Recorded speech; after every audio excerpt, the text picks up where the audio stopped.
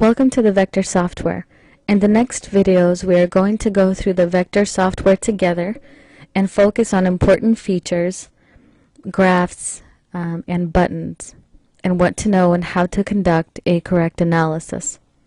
Now, once you open up the Vector icon on your computer, you will get to this page, click on Login, and you will have your reception right in front of you.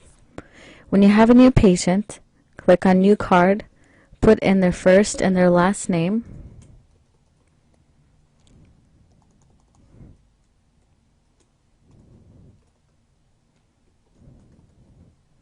now the other information as far as middle name, address, and phone number, those are up to you.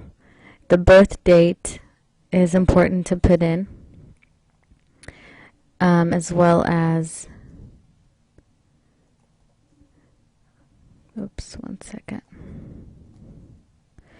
as well as their gender here, and the group of blood, if it's known. It's also important because it is going to make things like foods and supplements, well, especially foods and allergens, it's going to help to be a lot more accurate if you do know their group of blood. However, if you do not know, it's still going to be accurate. It's just better to have that in there if the group of blood is known to you. Once you are done, you will click on OK, and then we get to this page here. I call this the complaints page, and basically you see a body of either the male or the female client or patient, and what you will do here is input any complaints that they've been having. Something that's a complaint would be considered a problem that they've had for a while. If they had a headache yesterday, or if they had some sort of pain for an hour 2 days ago, those are not considered complaints. Something that we consider a complaint would be a stomach ache for the last 2 weeks, or a headache for the last month. Something that's been consistent would be considered a complaint.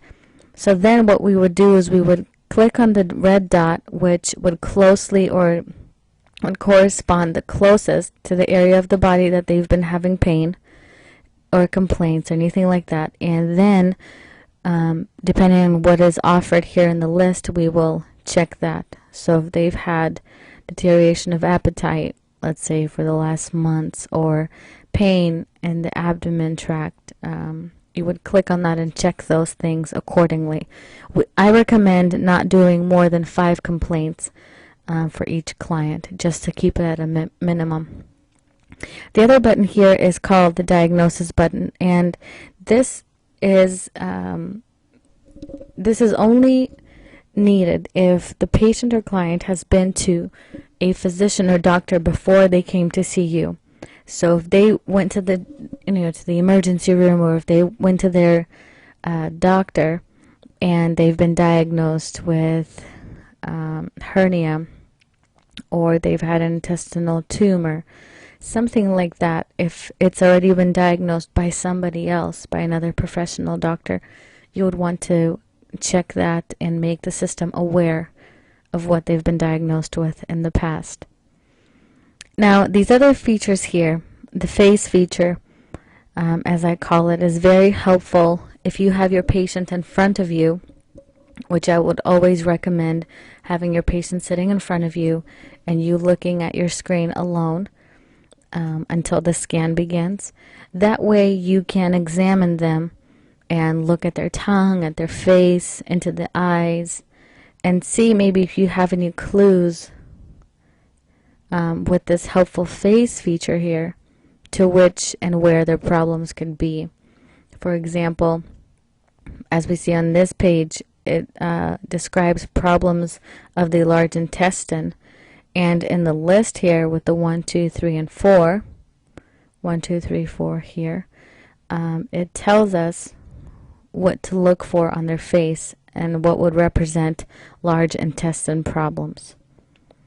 Okay, so the face feature. The eye feature is similar as well. It shows you pictures of the eye, different ways that the eye may look, and what that would mean what to look for. The zodiac button and the group of blood button, there are descriptions in this box here of people who have been born on between or on certain dates and what they could be more sensitive to, prone to having, and just a description if you find that helpful. The group of blood is the same thing. People with certain blood types should stay away from certain foods and be more aware of doing things and exercise and things like that. So the group of blood and the zodiac are very good and very helpful descriptions for us to get to know our patient. And I would actually recommend going through all of this when you have a patient for the very first time. The other thing that I need to mention is that when you have your patient or your client come in, you want to make sure that you are making them comfortable. And these pictures here are actually very helpful too, because people love to see their organs and tissues, and they want to visualize and imagine what's happening and what you're doing. They want to see what's happening and what you are doing to their body, to their organs, how the frequencies are being read, how the therapy is effective. So all of that is very helpful to them to sort of give them an idea of what's going on. But when they first come in, it's important that you give them maybe a glass of water, there's soft music playing, that they're just relaxed, especially if they've never done this before. Also make sure that all of their jewelry is off, that their cell phones and keys are put away and further away from the device and from the computer, especially from them. And also that you have the least amount of technology around the software and around the device as possible, just to minimize any interference. Okay, so moving on, there are two options here. There's an option that says detailed and an option that says normal. If you want to spend a lot of time with your patient, you can click on detailed. This is where you're going to see all the DNA, RNA strands, a lot more cells, a lot more chromosomes, and just other things that are not going to be in the normal research. The normal research button here is going to have all the organs, major tissues, all the systems, things like that, but it's not going to give you all the extra features just in case you are on a certain time frame, which is helpful. Okay, so let's just go to detailed for the sake of the training. We'll click on continue. Now we have the list of organs altogether at the bottom. If you see, there's 589 altogether, and you already see that there are some organs and tissues that are already checked. And basically, the reason why we were checking complaints on the previous page is to give the system an idea of what is going on and what we would like to see being checked. So you can actually just go ahead and click on research, and it will scan the client for you. And as it finds more and more issues, it'll add to the list on its own. So it's like your own personal helper that's going to scan and take care of your client. But if you want to do it yourself, you would like to do it manually, or if you see there are areas that are not checked that you would like to scan, then you can go through the list and do that.